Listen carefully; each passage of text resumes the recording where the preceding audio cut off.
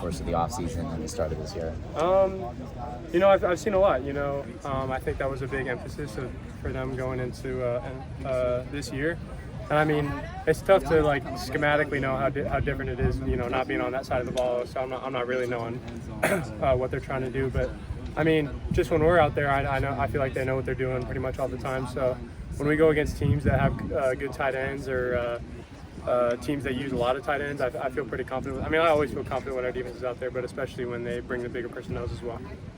Do you get a little excited when it happens to be a team with another good tight end out there?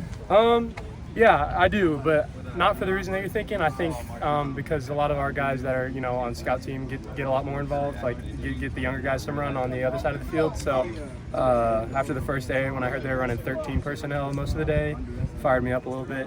Just to know that they were doing that down there. So it was pretty cool to hear. And how do you feel about the state of your game at this point?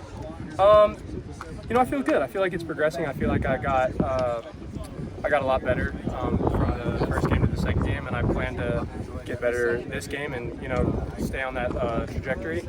But I think where I'm at this year and where I was at last year are two way different places. So I'm happy with that, and I just hope to keep progressing.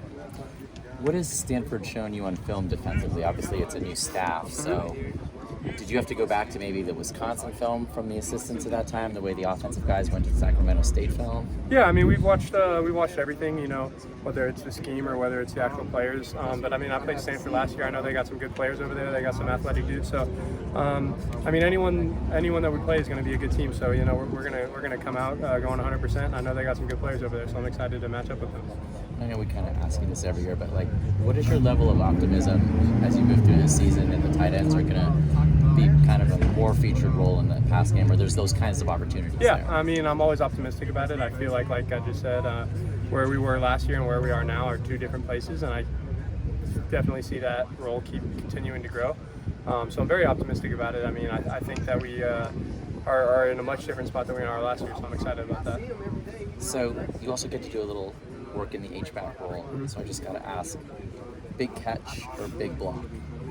What's your favorite thing to do out there? It's hard not to say big catch, but big block feels great too. If you are blocking and you feel the run spring right behind you, that's a great feeling.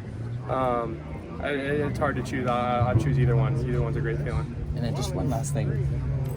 What are the signs of maturity that you've seen on this team? You guys have a lot of spotlight. You have huge goals this year.